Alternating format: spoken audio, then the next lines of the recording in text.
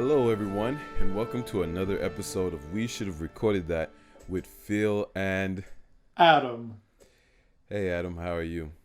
I'm good, thanks. Phil, how are you? I'm okay. I'm all right. How was your Thanksgiving? It was good. Very small this Mm-hmm. year. You know, we wanted a Fauci approved Thanksgiving, and I think he would have approved. Uh-huh. We made Cornish game hens, individual Cornish game hens for everyone, instead of cooking a big old turkey, since All right. I don't know if they make turkeys small enough. Yeah. Probably not. Probably not. But How was your Thanksgiving? my Thanksgiving was good. We spent it with Wendy's family. It was small. So so yeah. I had to say we had a lot of food. So probably Good. still leftovers. So Oh for us yeah, to eat. I still have some stuffing and mashed potatoes in the fridge. Mm-hmm. Yeah.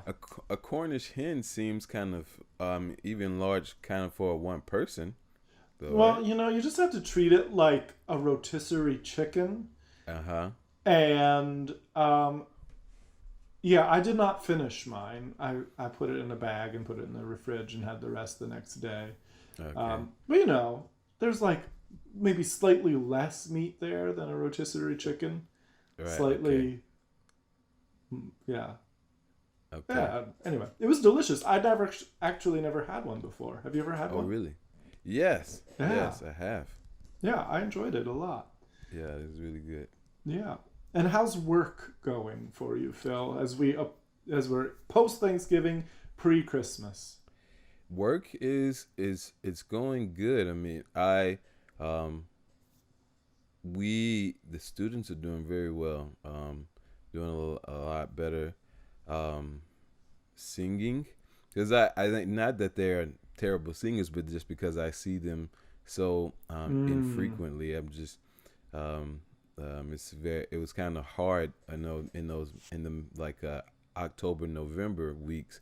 It's like are we making progress? But I'm spending time with the lower grades this week, and their singing is really coming along. And I think I'm also emphasizing the technique. So that's probably Good. helping them a lot. Excellent.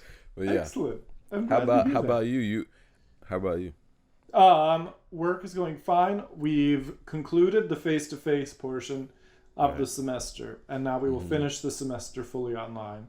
Um, Okay. I do not like teaching fully online. I really miss being face-to-face, but right before Thanksgiving, we had a big jump in COVID, not just in the county, but also a little bit on the campus. Mm. So we made it, and we abandoned ship just in time. It was like a mass evacuation. So anyway, I'm doing well. Well, good, good, Yeah. good. Do we have any listener comments this week? We do have one listener comment, and I'm going to paraphrase this one. Not one of We have a comment from Julia Steidel. She was Oh, excellent.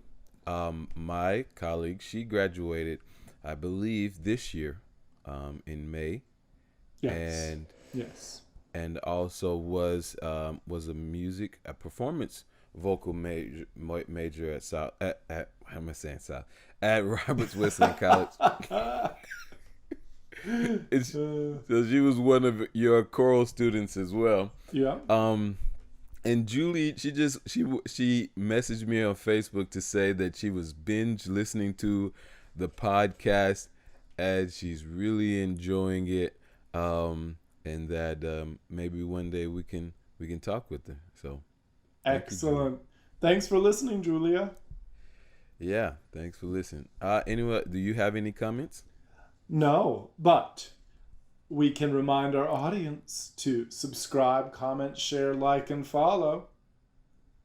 Yes, we can. I didn't know if you were just gonna keep Where can going. they find us, Phil? So you can find us on Instagram and Facebook by we should have recorded that. Was that WSRTwPA? I'm kind of blanking on how to pronounce it today. WSRTwPA. You're tired today. And you can This also. is low energy, Phil, everyone. I guess so. It's okay, Phil. It's endearing. Is it? Well, I'm glad it's endearing. I'm glad You're I'm a not a grumpy. high-quality individual no matter how much sleep you've gotten. I'm glad to hear that. And you can also find us on YouTube by the name of our podcast. So We should have recorded that with Phil and Adam. yes, sir. Yes, Yeah. sir. Phil, I am so excited for our topic today. Me too. Do you want to share with our listeners what our topic is? Our topic today, dear audience, is that of friendship.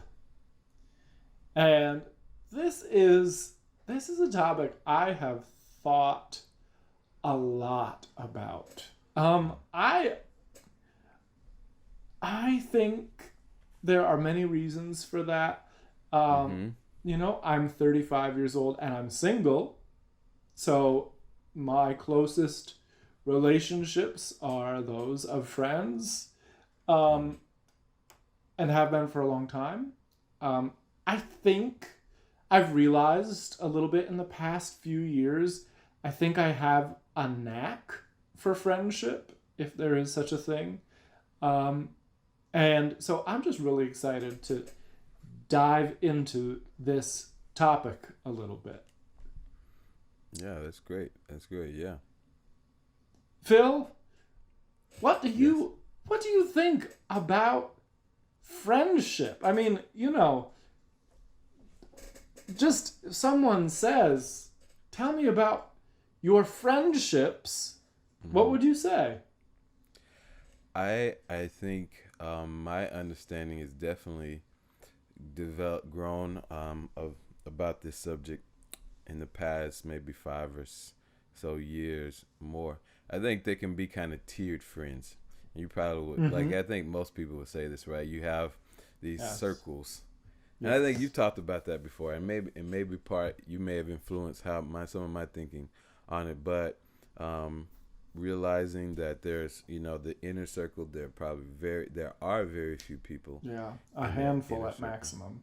Yeah, and maybe maybe you only have like 2 tiers to your circle. Maybe you have the inner circle, and maybe not a circle of friends, and then you have acquaintances outside of that. And so, just I think understanding that for me has helped me in kind of appreciating the friends I have.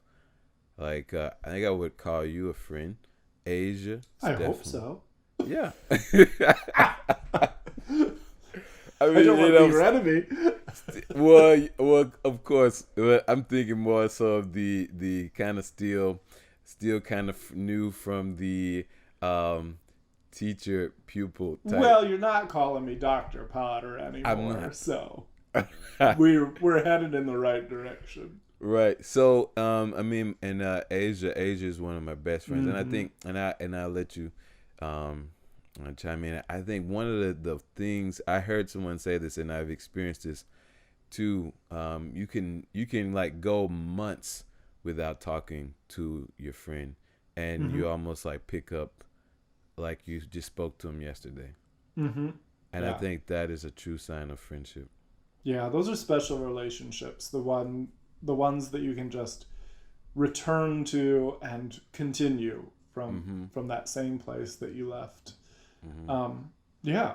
So Phil, you and I decided last week after recording our joint collaborative podcast with Ryan Case that we would do an episode on friendship. And I think what sort of spurred that on was, we have this friend, Ryan, we did this joint podcast with him. And then I was like, well, what do you want to talk about next week? You were kind of uncertain. I hadn't really thought of anything. And I'm like, why not do an episode on friendship? Can't believe it didn't occur to me before, because this is something that I've thought a lot about. And then just yesterday, we're recording this on December 1st. Yesterday, in the Washington Post, Mm-hmm. there was published an article uh, about friendships during the pandemic. And the article is called No Game Days, No Bars. The pandemic is forcing some men to realize they need deeper friendships. Mm. And so I read that article. I thought that was a great springboard for our conversation today because we can link to that. It's relevant. It's current. It bases the this crisis of friendship Mm. that has been evident for those who have been thinking about it for a long time. Right. The difference now is more people are thinking about it because Right. they can't go to the bar to Yeah. meet up with their friends. They can't go to giant sporting events to meet up with their friends. And suddenly they're like, what is socialization? What do I do with these relationships?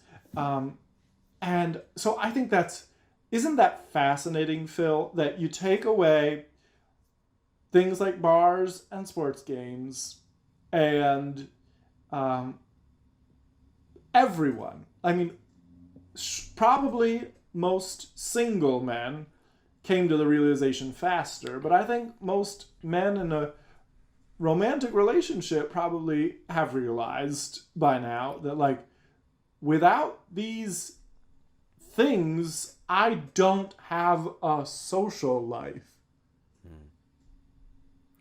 Yeah. Has that been true for you at all? I mean, I think I still have some distractions because I feel like these, the things we mentioned are distractions. Because Mm, I still was able to. I went to church, and I feel like that was kind of one of my biggest distractions. But yes, I agree with you. I feel like you said, like the article says, like we're needing deeper friendships. I remember I forget who some people advised me on this several times. Like, and maybe you see it in movies too. Like the first date, you probably don't want to make it like a movie date because you don't get a mm, chance to talk to the person that you're dating. Like you don't really get to know them. right, It's right. it's it, it's so like that movie is a distraction, just like the sporting event or going to the bar. So. Yes, that's right. Yeah, the article talks about how male activities tend to be shoulder to shoulder Mm-hmm. activities. And you're right, Phil. Like going to the movie, that's a shoulder to shoulder activity. Right. Yeah. Going to a football game is a shoulder to shoulder activity. Mm-hmm. Whereas what might be needed, what will prompt deep conversation and vulnerability in friendship is to have more of those face to face activities. Mm-hmm. Yeah. So actually, I think that's a great segue for what I want to talk about next. Mm-hmm. More face to face activities. What does the Bible say about friendship? Phil, would you indulge me and allow me just to share two of my favorite passages of scripture? Yes, please. All right, I'll try not to sermonize too much, and I'll try not to provide too much running commentary, but I'll just read these verses. Okay, now bear with me, dear audience, because this first passage is pretty lengthy. This is uh, this is this is verses about the friendship between two of my very favorite Bible characters and probably my favorite Bible relationship in all of Scripture, and that is David and Jonathan. So I've if you want references, it is 1 Samuel 18 verses 1 through 4, chapter 20 verses 41 and 42, and then 2 Samuel chapter 1 verses 23 and 26. So, dear audience, I'll get on my radio announcer voice and read this passage of scripture. As soon as he had finished speaking to Saul, the soul of Jonathan was knit to the soul of David, and Jonathan loved him as his own soul. And Saul took him that day and would not let him return to his father's house. Then Jonathan made a covenant with David because he loved him as his own soul. And Jonathan stripped himself of the robe that was on him and gave it to David, and his armor, and even his sword, and his bow, and his belt. And as soon as the boy had gone, David rose from beside the stone heap and fell on his face to the ground and bowed 3 times. And they kissed one another and wept with one another, David weeping the most. Then Jonathan said to David, "Go in peace, because we have sworn both of us in the name of the Lord, saying, 'The Lord shall be between me and you, and between my offspring and your offspring forever.'" And he rose and departed, and Jonathan went into the city. Now fast forward past the beginning of their friendship, and now we're going to fast forward into the book of 2 Samuel and the end of their friendship when Jonathan died. These are the words of David. "Saul and Jonathan, beloved and lovely. In life and in death they were not divided. They were swifter than eagles. They were stronger than lions. I am distressed for you, my brother Jonathan. Very pleasant have you been to me. Your love to me was extraordinary, surpassing the love of women." All right. There's so much there, but I promise not to have too much commentary. So, Phil, would you, because people are so tired of hearing my voice at this point, would you read the second passage of Scripture, the words of Jesus, that I chose for this conversation? Yes. So this is John chapter 15, verses 12 through 17. All right. It says, "This is my commandment, that you love one another as I have loved you. Greater love has no one than this, that someone lay down his life for his friend. You are my friends if you do what I command you. No longer do I call you servants, for the servant does not know what his master is doing, but I have called you friends. For all that I have heard from my Father, I have made known to you. You do not choose me, but I chose you and anointed you that you should go and bear fruit, and that your fruit shall abide. So whatever you ask the Father in my name, he may give it to you. These things I command you, so that you will love one another." Thanks, Phil. Yeah. So, having read those 2 passages, which of course we could spend the rest of the episode and the rest of the year in every episode unpackaging, but we're just going to move on for now, because they're pretty self-explanatory on one level, right? Mm-hmm. And that is that the picture of friendship in the Bible, David and Jonathan's friendship, and then the friendship of Jesus with his disciples, looks so radically different than friendship in the United States of America in the year of our Lord 2020. Why do our friendships look so much different than the biblical ideal, Phil? And I'm not just talking about like out in the secular world. I am talking about like Christian friends. Why do I not see David and Jonathan kind of friendships in the church? I mean, I think we are definitely influenced by our culture, right? I think that's the idea. But we have, I think we have. I see you thought we only think that the intimate relationships that we can have are romantic, right? You have that as one of the points here. And I think the other thing is that we have romanticized. Even that relationship is romanticized, right? That we think it's always peaches and cream. As every time I have a conversation with my wife, we're always agreeing, right? I mean, and so I think even with what are supposed to be our most intimate in close relationships, we have this we don't have the proper view of, and so I think it only stands to reason that we probably don't see friendship properly either. Yeah. I think, not only have we made romantic relationships and romance the like core of our relational lives, Mm-hmm. um, but I think we've like to the detriment of other relationships when we deprioritize life-giving friendships. I think that actually is pretty unhealthy to romantic relationships because Yeah. your wife, Phil, is never going to fulfill your every relational need, right? Like, does your wife like football? No.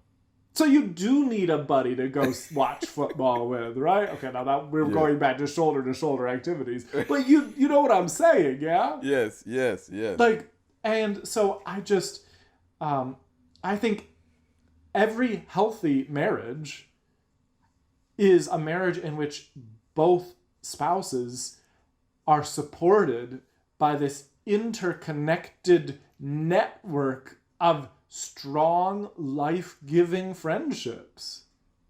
Yes.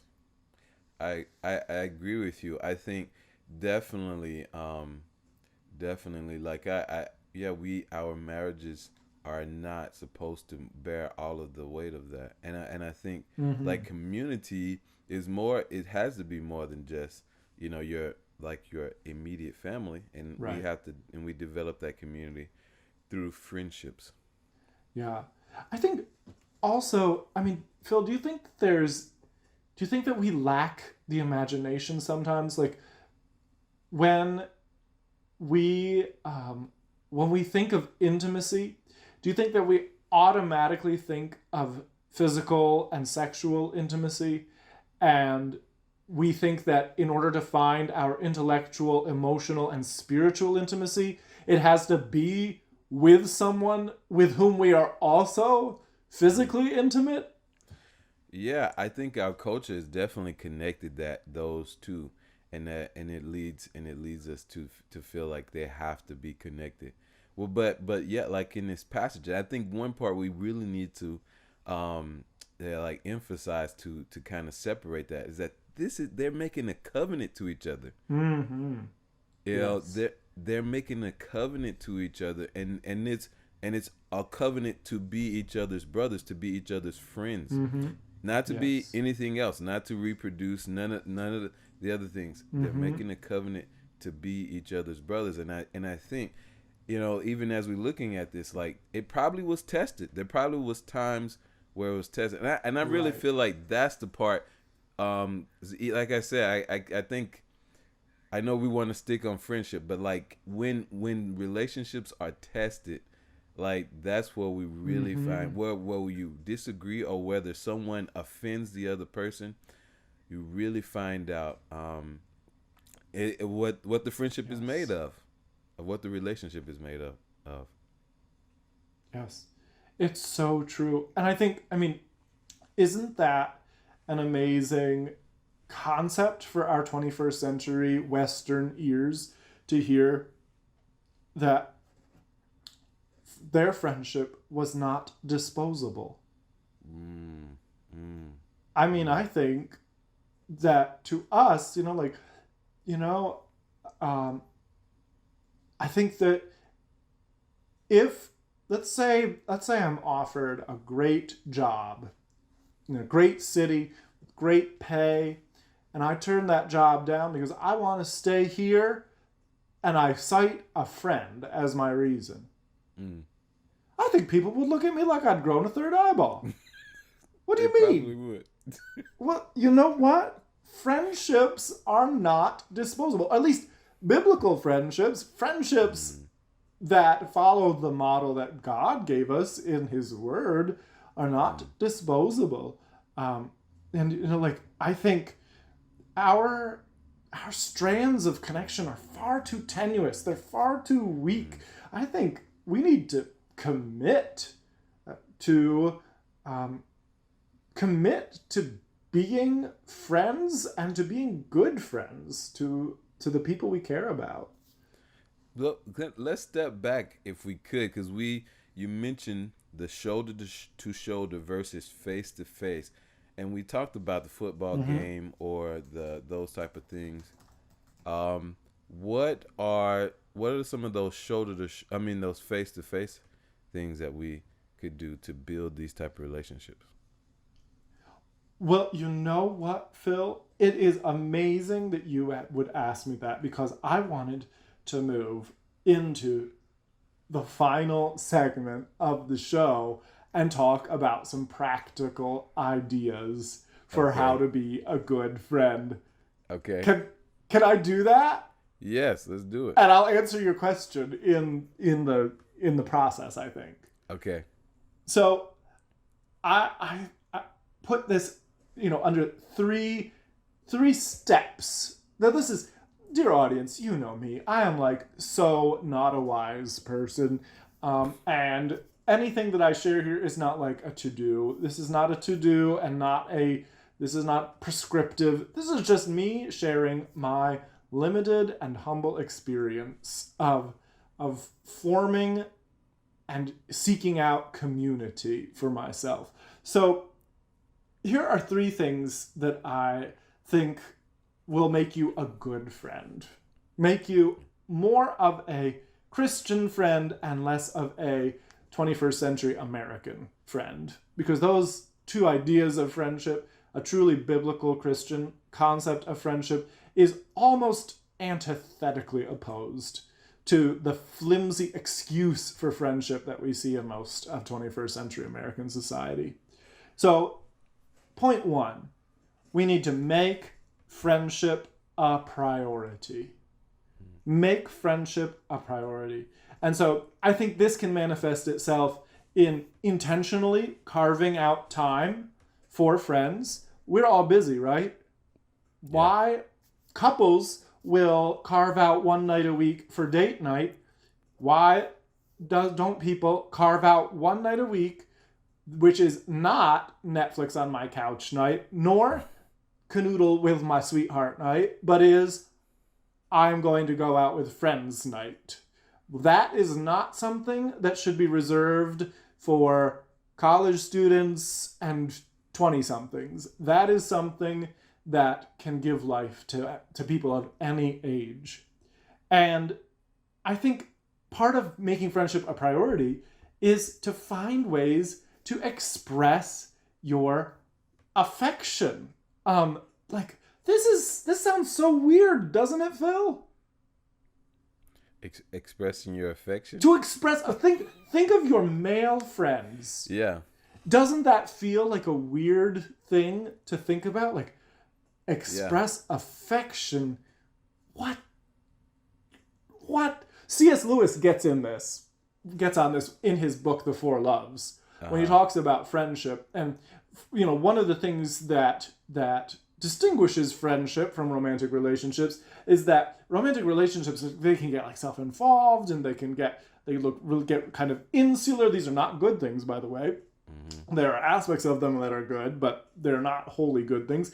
And the two partners in a romantic relationship, looking face to face, can get absorbed in one another, and they start to make each other, they heap praise on one another. They love to talk about one another.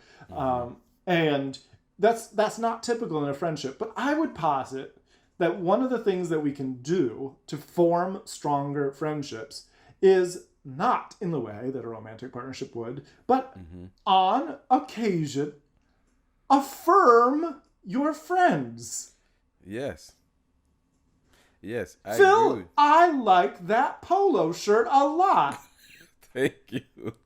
Your beard looks exceptionally full today. Phil, I've always admired your laugh. Thank you. Thank you. Thank you. Phil, your sense of humor brightens a room. Appreciate it. Phil, you are someone who everyone feels like they can talk to. Well, I hope so. Phil, That's humbling. I love you. I love you too, Adam. I love And you too, note brother. that I didn't say, love you, bro. I did. I'm sorry. I did. No, you didn't. You said, I love you too. I did. I said I love you too, but then I said brother. But I was, Well, if you say brother instead of bro, you've already earned more points than bro. okay. Yes. Thank you. All right. So anyway, that's my point one. Make friendship a priority. Point two in my little Adam Potter list of how to be a good friend is to stay in touch with your friends. Again, this goes back to the busyness thing, right? This goes back to carving out time. Staying in touch with friends, especially as you go your separate ways, and friends in other cities, friends in other countries, it's hard, and it takes a lot of initiative, and it takes a lot of thought. And so, Phil, can I share something about my own strategy? Yes, go ahead. Okay. I recognize, I want to believe that I recognize many of my areas of blindness, many of my weaknesses, many of the dark corners of my heart. Mm-hmm. And one of the things I know about myself is that as much as I want all of my friendships, all of my relationships to be completely organic and we'll just, I'll stay in touch with them when they stay in touch with me, and we'll go with the flow, and everything happens so easily, and I never have to give it a second thought, and I'm just really naturally good at this. No, none of that is true. Mm-hmm. I have made myself a list. You talked earlier about the circles. Mm-hmm. I have written down the people who I want to be in my circles of friends. And once a month, I go to the list and I check whether, again, it's not a huge list, it's not a lengthy list because I'm human, I have limited capacity, but I go to the list, and if I have not talked to that person in a month, I send them a text message. That's a good idea. I check in on them. Because, yes, of course, organically, I wish that just like in the process of my morning prayers or while I'm brushing my teeth, I think of them and then I send them a text and ask how their daughter is doing at the ballet recital, or ask how their cat has recovered from their sickness. Look, I wish that I was that thoughtful a person. I'm not. So I make a list to keep myself more thoughtful. Mm-hmm. Mm-hmm. So gosh, can I just say something else about the list? Go ahead. It's easy. There are friendships that take less work, right? Mm-hmm. Mm-hmm. For me, the friendships that take less work, and I think I'm pretty typical in this, the friendships that take less work are the friendships with people who are like me. Other, educated, professional, white men. Easy. Those are easy friendships. I prioritize on my list the friendships that might take a little bit more effort. The friendships, I make sure there are names on there of people who are more work, because there's more interpretation. I don't understand them as easily as I understand my own experience. And I cannot tell you, Phil, how rich my life is because I go through that extra effort of befriending people whose first language is in English, of befriending people who were born overseas, of befriending people who are in the United States studying, of befriending people who are not white, who didn't grow up on a dairy farm, who, befriending people who aren't musicians, because you know how crazy musicians can be. So I just, gosh, dear audience, I cannot drive home enough how much richer your life will be if you intentionally seek out friendships with people who are not alike you. Yeah, I just want to interject here and say, man, this I really need to get on a list. I need to make myself a list to contact of to make people to make sure I'm regularly contacting people.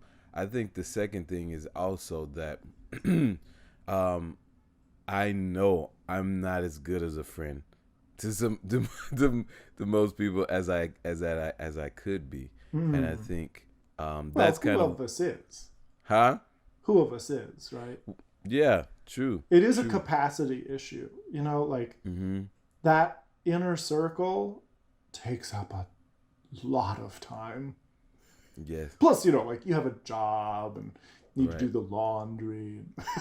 Yes, yes. All of these things, all these things. I think the third thing I wanted to say with what you were just saying is that I totally agree with you, and I mean, and I'm quite to be quite honest, I really appreciated that, especially in these last few years of my degree, having Dr. McGee, who was Mm-hmm. a black man from the South, as my voice teacher. It really made it a lot easier for me to go into the Mm-hmm. lesson and to have conversations Yeah. with him. And so, while I definitely agree with you, I definitely want to have more diverse groups of friends. Um, and I really have appreciated having having someone who looked like me, Oh and yeah. maybe because I come from, maybe because I am in a minority group, maybe that's more of an issue for me. But I think I wanted to say that also. Oh yeah. Well, and, I'm not saying that we shouldn't make friends with people who are like us. I Mm-hmm. mean, yeah, I have I also, Phil, have been so enriched by my friendships with people with whom I share a lot in common. Mm-hmm. I'm just saying, um, that I wish I'd looked it up. I wish I'd had the foresight to look it up. But I heard on NPR earlier this year that some outrageous number, like 90% of Americans, do not have a close friend who is a race different than they are. Wow. Like maybe it was only about white people, but like 90% Mm-hmm. of white people did not have a close friend who was not white. Mm. And I looked at my own friend group and I was like, what? Most of my friends aren't white. Right. uh, and Yeah. and white people have enriched my life in incredibly deep Yeah. and meaningful ways. But they're easy. I'm gonna have lots of white friends in my life because Right. those are just the easy friendships. I've got to make more effort to to To do to the other build friends. those meaningful relationships with people who are not like me. One of the things I've noticed living in South Florida, and I haven't really noticed it a lot other places. 'Cause even in Alabama and Mobile, where I was, there was not a lot of gated communities with locks on them, like where you had to Mm, check in to get inside the community. But right. in South Florida, there are you can think you're going down the street and that you'll be able to take it all the way down, but then there'll be a gated community there, and Wow. you cannot go any further unless you live in the community or you know somebody that lives in the community. And I think to your point that it makes us even more insular Yes. because either we are deciding you have to either you have to be able to one get inside the gate, either may live there or know someone to live there Mm-hmm. to get Mm-hmm. inside the community. Yeah. And I think with the idea, like understanding how the federal government like created really segregated people in communities through redlining. I just think to Yes. myself, man, how better would our society be, and how more Yes. how better could we love each other if we had more integrated communities. Mm-hmm. mm, you Oh, know yes. It's so true. If yeah. our That's one of the things I love most about my neighborhood here Mm-hmm. is that it is, it, you know, white, uh, black, East Asian, South Asian are all represented on the tiny little cul-de-sac that that it's not actually a cul-de-sac, but it's a circle back there, and there, my neighbors, all of those ethnicities are represented among my neighbors. Mm-hmm. Mm-hmm.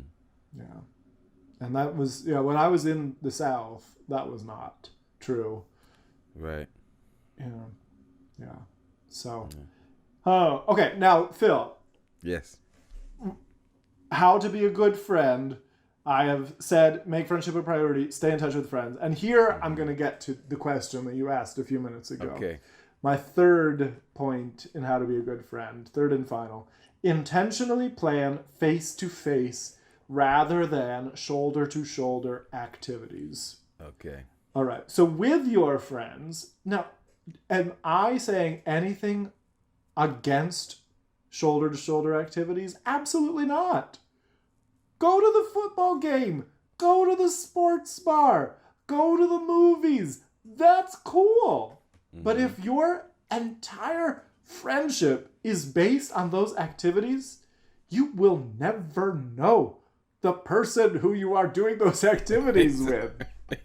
You will never have a real conversation. You'll certainly never have the kind of vulnerability that really, truly deep, meaningful conversations are based on. I mean, I've gone to football games and I was not talking about my feelings. Mm-mm. I was not talking about my struggles at them, Yeah. I was not talking about, how I'm having a hard time paying the bills or how this person really hurt me and now I cried myself to sleep last night. No, I do not talk about those things at the football game. So, Phil, what face-to-face activities do you like? Face-to-face. I think, a good cup of coffee. That's how I've... Yes! Yes! Coffee is amazing. Yeah. I think maybe one that it depends on the situation. When I think about card games, I play some card games, or maybe even dominoes. Like it's a more intimate setting. Maybe we have some laughs, but maybe it leads to further conversation and stuff like that. So. Right. Absolutely. Mm-hmm. I think you're right. Like it does it. You can't just, at the beginning of a friendship anyway, if it's like, let's have a conversation. No, you need a prop, right? Right? You need a prop. Yeah. Now, once friendships are established, like, I love going on a good walk with a buddy. That's cool. Even better if it's like a lengthy hike. Because those lengthy hikes tend to, the conversation meanders in the same way that your walking does. It's like you go from the banal to the profound. You go from the hilarious to the to the not hilarious. What's the opposite of hilarious? Sad is serious. Far too serious. Yeah. Absolutely. But at the beginning of a friendship, you kind of need a prop, right? So yes, coffee, dinner. If I weren't an employee at Roberts Wesleyan College, glass of wine. Like, find a food-based prop, or I'd like your suggestion too about a game-based prop that will facilitate those meaningful conversations. Yeah, I think also though, and one of the things maybe we can just, I don't know how much further you want to go back, but the willingness to say that this is something that I am comfortable with talking about, and because as we were thinking about this conversation, I think we have this in our society. There are feminine behaviors and then there are masculine behaviors. Exactly. Right. And men don't talk about their feelings. Where women, that's all they want to talk about, and just breaking down those false stereotypes. Exactly. A dude can get a cup of coffee with another dude and talk about what's going on in their life the same way that a woman can meet up with another woman and play racquetball. Yes. Yeah. Like, let's just get rid of these stupid gender stereotypes. And you know why they're stupid, Phil? Why are they stupid? Because they are unhealthy. Yes. They are destroying people. Guys need emotional intimacy with someone else besides their wife. Yeah. Women need to get out and do active activities. Yeah. Let's just women, it's okay to do active things. To be entirely honest, there's not the stigma for women around doing active things that there is for men doing what are considered more sedentary things, right? Right. Yeah. Yeah. Yeah. But so it is cool. Phil, next time I'm in South Florida, can we get a cup of coffee? Of course. See, we did it. Yes. That was so masculine. Right. There was nothing gay about that. No, there wasn't. Exactly. Yeah. Coffee. Yeah. Yes. I think again, back to the text, Jonathan and David, I think David fell on him. He kissed him and they wept. Kisses and weeping. Now, Phil, I love you. I really, truly love you. But I've never been tempted to kiss you and weep. I don't think I have to. I don't have we It ever might be we've never because cried together? My culture, I've been enculturated by this unhealthy American 21st century, very, very impoverished idea of friendship. Yes. Yeah. Maybe if I were doing it right, I'd want to plant a kiss on your cheek. Okay. All right. And then you would weep. Lord have mercy. Lord have mercy.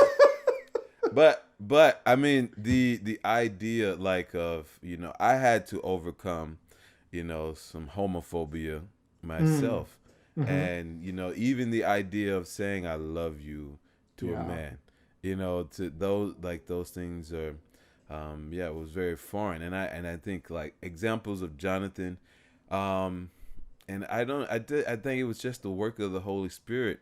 It was just this is unhealthy. Yes. This is unhealthy. Right. Yeah. Ah, gosh. Yes. Oh, so true. Okay. Last thing, and this is just a truly practical thing. Hopefully what I just said about how to be a good friend was practical for our audience. But I remember before I had formed good community, and I can talk another time about the quest it has been to find a healthy community, but let me just fast forward to the here and now and say God has blessed me with an incredible community. I feel so embraced, loved, cherished, valued by so many people in my life, and so I'm just really grateful to have found that community. It is by God's grace. But can I share a few things I did to find the community that I now love so dearly, Phil? Yes, please do. Okay.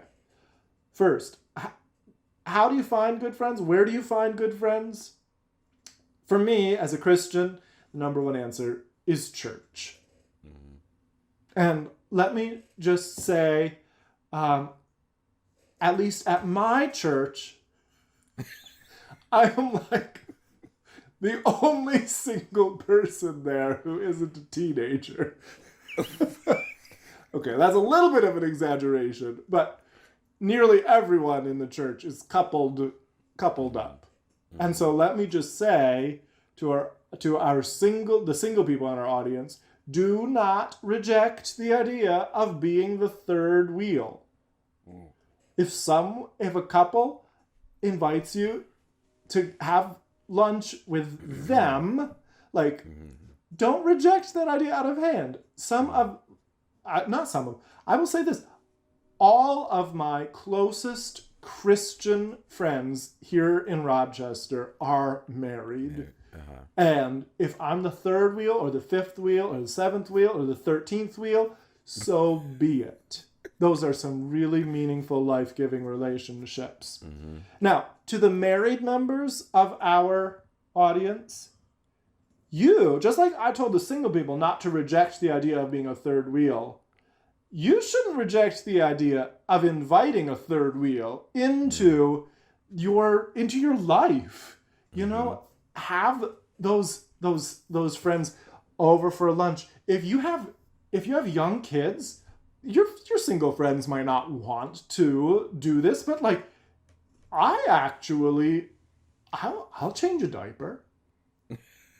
I mean it. Cool. I'll change a diaper. You want to give me a tutorial before the first time? Okay. I thought you knew how to do it. You know how to change. I've changed my niece and nephew's diapers. Yeah. Right. And or like very, very practical things. Invite those people into your life. And then married people also, you might make it a point that at least on occasion you hang out with that single person one-on-one instead of always making the single person the third wheel. That's something to consider because, as much as I'm telling single people not to reject the idea of being a third wheel, it's always an interesting dynamic when you are the outsider looking in at the couple and their relationship. So it's nice to form a relationship with the individuals in that couple, in addition to forming a relationship with the couple. Mm-hmm. So church.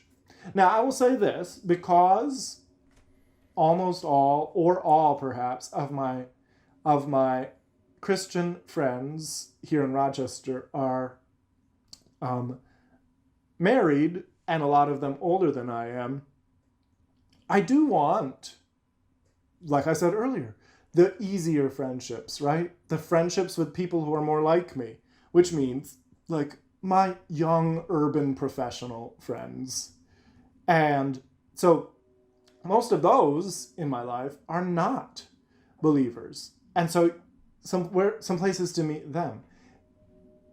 Find clubs and activities based on shared interests. I had a friend just today, Phil. It was so interesting. He was asking me like, man, I got to find some more friends. And I said, it is so interesting that you told me that, because I actually am recording a podcast on this very topic tonight. And so I asked, what are your interests? And he immediately said, I'm really interested in studying the Bible. Mm-hmm. And this friend, he lives in Toronto. I went to meetup.com, typed Bible study, Toronto, Ontario, into the search engine, and boom, list of clubs based on the shared interest of Bible study popped up. Wow.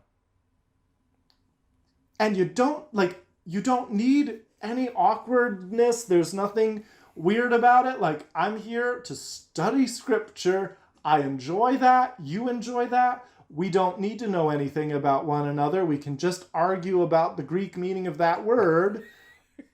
And maybe it will spark conversation about, maybe it will lead to genuine friendships. Same thing with like, join a tennis league, join a ultimate frisbee team. It'll like just find a shared interest and meet people through those means.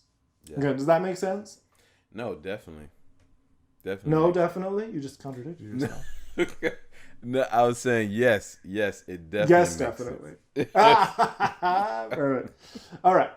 Third place to find good friends. This one's weird. This one, I have to say, when I started doing this, it felt like the most awkward thing in the world. And that is an app called Bumble BFF. Do you know about Bumble, Phil? Yes, you introduced me to it. Did you even know that it had a friend mode? I did not. Yes. So, dear audience, maybe there are other apps out there that are like friend finding apps. Bumble is mostly a dating app. I've never used the dating mode of Bumble. They also have a networking mode. I don't even know what that means. Haven't used it. Doesn't interest me. I know I have other ways of making my professional network. Like I, got professional organizations for that. I don't need an app. Right. Okay. But they also have a friend mode. Now, I will just say, if you're the kind of person who never wants to meet a weirdo, you shouldn't go on an app. Like if you are the kind of person who would be very upset if someone were on the app not using it for its intended purpose, this is not for you. Because there are the occasional people on the friend mode who are actually there to get a date. That's not cool. Shame on them. But if you have half a brain cell, you can tell within about 3 messages, block, done. You say 3 messages. That's pretty fast. Well, unless they're real. No, honestly, yes, 3 messages. That's all it takes, Phil. Oh, wow. Okay. It's honestly, that's all it takes. Oh, man. Because those people, they're not subtle. They're not exactly, they're not exactly like, if their first comment to you, like, hey, what's up? And, okay, that's cool, fine, like, hey, I just got home from work, making myself some dinner. Loved your profile pictures. Okay, that's a little bit of a red flag. Okay. Oh, thanks. How are you tonight? Are you single? Okay, block. Yeah. You both complimented my appearance and asked me if I'm single. If those are the first 2 questions that you ask me, you are not here for the right reasons. Yeah. Does that make sense? Definitely makes sense. But can I just say, all warnings and disclaimers aside, some of my very closest friends I have met on Bumble BFF, my current tenant and my previous tenant, both of whom I love dearly, both met on Bumble BFF. Like, I've just met some really great people using that app. And the people unlike me, the non-white, non-musician kind of folks, that is where I have met most of them. And because those are not people who I go to church with. Those are not people who I'm in clubs with. It is a real shame, but I go to church with white people. So I've loved meeting a much more diverse friend group through that app. Okay. Final thing that I'll say. And Phil, you are so patient letting me monopolize this conversation. But okay. Can you tell it's just like, it's something I just have thought so much about. How to find good friends. I just gave you 3 places to find good friends. And now I've got to say this. If you, dear listener, are looking to form deeper friendships, new friendships, friendships that are more life-giving than the ones you have now, if you want to deepen the friendships you already have, I want you to remember that you will have to be the one to take the initiative. If you're like me, you're going to feel insecure doing that. You're going to feel like, I want this to be a reciprocal relationship. I don't want to be too needy. I don't want to be too clingy. I don't want to bother this person. Blah, blah, blah, blah, blah, blah, blah. Okay. I'm just going to say, in my experience, the other person, your friend, feels the exact same way. You both are insecure. One of you has to be the secure one who takes the initiative and forms the relationship. one of you is going to have to take the initiative. And in my experience, the friends with whom I have been the one to take that consistent initiative in the beginning are grateful I did so. And the relationship grows into one where the friend knows my care, love, and affection. They know that when they message me on a daily basis, that's not a bother. They know that I delight in them because I have affirmed them and I have helped them to feel secure. So I'm just going to say, dear listener, be that kind of friend. Be that kind of friend who says and means, I love you. Amen. Oh, it was too much of a sermon, wasn't it? It was too sermon-like. No. It was good. I think this was very helpful. I like we were saying on the last with Ryan. I've been reflecting on this and just more so just reflecting on how I'm feeling at it honestly. And so this was very helpful for me. So Well, I hope that it was helpful for others, and I do apologize for Phil for not making it more of a conversation. no. But gosh, I hope that anyone who's still listening this far in has gotten something that he or she can use in recovering a biblical vision of friendship and making the world a better place in the process. And I think I think maybe we can even come back next week and kind of dive a little deeper onto some other things. Absolutely. I'm game, always. Phil, we've gone an hour. Should we forego our customary final segments since we've gone over an hour now? I do want to share. I do want to share. Okay, please, by all means. I think one of the another word that I would give for 2020, this is my current event, is vigilance. Because with all of what we're seeing, just continuing the deluge of things that we're seeing of how people are trying to disenfranchise voters, we need to stay vigilant. Yes, we do.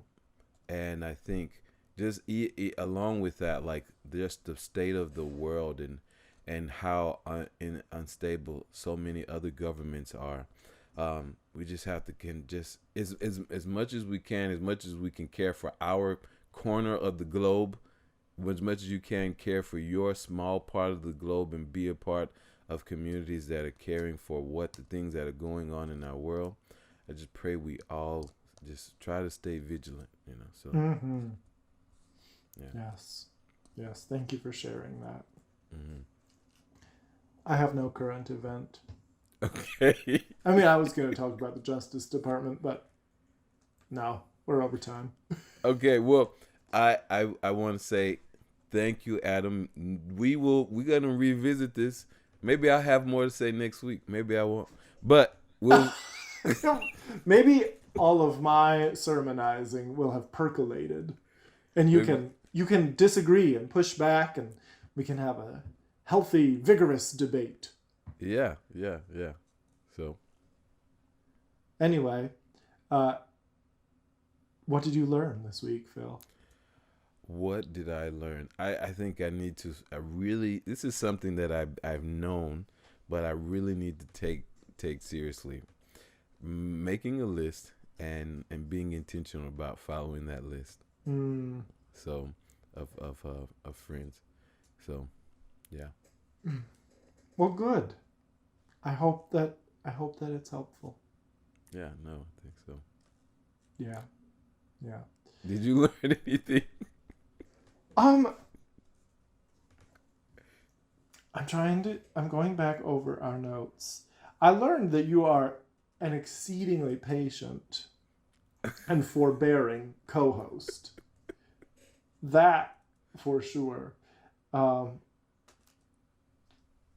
I think, you just, Phil, although we joke about, me, or, half in jest, whole in earnest joke about me monopolizing this conversation today. I really do appreciate, Phil, that you are a good friend. Like, even your marriage isn't even a year old yet. And that's the hardest time, right? To prioritize friendship, because that rightfully so. You are pouring so much money. Well, maybe that too. We're pouring so much time into building a really solid foundation for your marriage. But even in the midst of that, you are still a good friend. We started this podcast in the midst of that. This podcast over Zoom is a face-to-face activity. It is. It is. And it's probably helping my marriage, So just remember to keep those deep, knitted, life-giving bonds with other people so that you have a network of support. Wendy is not your only source of support. Yes. Yeah. And I'm honored to be a part of your network. Thank you. Yeah. All right. Well, dear audience, I will say bye for now. Adios.